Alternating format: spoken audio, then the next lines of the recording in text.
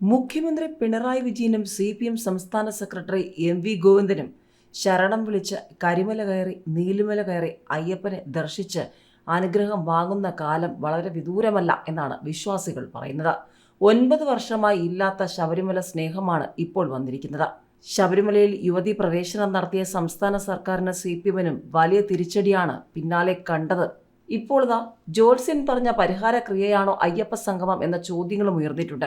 ഒരു വശത്ത് വിശ്വാസത്തെ തള്ളിപ്പറഞ്ഞുകൊണ്ട് യുവതികളെ ശബരിമലയിൽ പ്രവേശിപ്പിച്ച CPM, മറുവശത്ത് AKG സെന്ററിന്റെ ഉദ്ഘാടനമടക്കം നടത്തിയത് മേട 10-നാണെന്നുള്ളത് എല്ലാവരും കണ്ടതാണ്. വിശ്വാസത്തിന്റെ ഭാഗമല്ല എന്നൊക്കെ പറയുമ്പോഴും ശ്രേഷ്ഠമായ മുഹൂർത്തം നോക്കി AKG സെന്ററിലേക്ക് വലതുകാൽ വെച്ച് പിണറായിയും ടീമും കയറിയെന്നുള്ള സംസാരം ഇപ്പോഴും തുടരുകയാണ്. മാത്രമല്ല, പ്രശസ്ത ജോത്സ്യനെ CPMന്റെ സംസ്ഥാന സെക്രട്ടറി സാക്ഷാൽ MV ഗോവിന്ദൻ കണ്ടതും വലിയ ചർച്ചയായിരുന്നു. ഇപ്പോൾ 9 വർഷമായി ഇല്ലാത്ത ശബരിമല സ്നേഹം എവിടെ നിന്ന് വന്നു? ജോത്സ്യൻ പറഞ്ഞ പരിഹാര ക്രിയയാണോ അയ്യപ്പ സംഗമം എന്ന ചോദ്യമാണ് പ്രതിപക്ഷവും മാധ്യമങ്ങളും സോഷ്യൽ മീഡിയയും ഉയർത്തുന്നത്. ആഗോള അയ്യപ്പ സംഗമ വിഷയത്തിൽ CPMനും സംസ്ഥാന സർക്കാരിനും മുഖ്യമന്ത്രി പിണറായി വിജയനുമെതിരെ കടുത്ത വിമർശനവുമായി നിരവധി പേരാണ് രംഗത്ത് വരുന്നത്.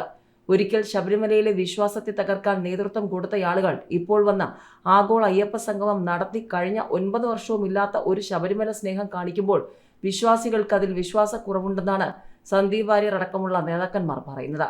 ഇക്കാര്യത്തിൽ സംസ്ഥാന സർക്കാരിന്റെ ഉദ്ദേശശുദ്ധിയോടാണ് സംശയമുള്ളതെന്നും നേതാക്കന്മാർ പറയുകയാണ്. സർക്കാരിന്റെ അയ്യപ്പ സംഗമത്തിന്റെ ഉദ്ദേശശുദ്ധിയെ UDFും എതിർക്കുകയാണ്, BJPയും എതിർക്കുകയാണ്. ശബരിമലയെ തകർക്കാൻ കച്ചകെട്ടിയിറങ്ങിയ ഒരു മുഖ്യമന്ത്രിയും അദ്ദേഹത്തിന്റെ പാർട്ടിയുമാണ് ഇതെന്ന് കേരളത്തിലെ ബഹുഭൂരിപക്ഷം ജനങ്ങൾക്കും അറിയാമെന്നും നേതാക്കന്മാർ വിമർശിക്കുകയാണ്. ശബരിമലയിൽ സുപ്രീം കോടതി വിധിയെ തുടർന്നുണ്ടായ പ്രത്യേക സാഹചര്യം മുതലെടുത്ത് ശബരിമലയിലെ ആചാരം ലംഘിക്കാൻ മുഖ്യമന്ത്രി പോലീസിനെ ഉപയോഗിച്ച് നടത്തിയിട്ടുള്ള പരിശ്രമങ്ങൾ എല്ലാവർക്കും അറിയാവുന്ന കാര്യമാണെന്നും സന്ദീപ് വാര്യറും പ്രതികരിച്ചിരുന്നു.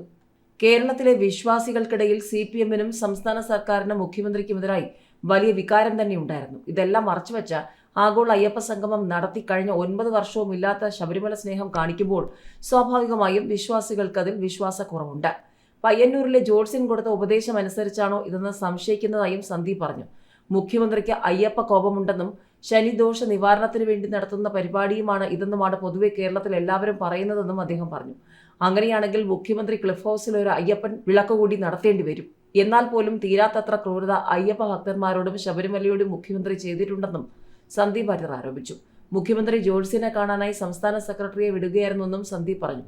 ആ ജോത്സ്യൻ പറഞ്ഞതനുസരിച്ചുള്ള പരിഹാര ക്രിയകളാണോ കേരളത്തിൽ ഇപ്പോൾ തിരുവിതാംകൂർ ദേവസ്വം ബോർഡിന് കീഴിൽ നടക്കുന്നതെന്ന് കേരളത്തിലെ ജനങ്ങൾ സംശയിച്ചാൽ അതിനെ കുറ്റം പറയാനാകില്ലെന്നും അദ്ദേഹം വ്യക്തമാക്കി.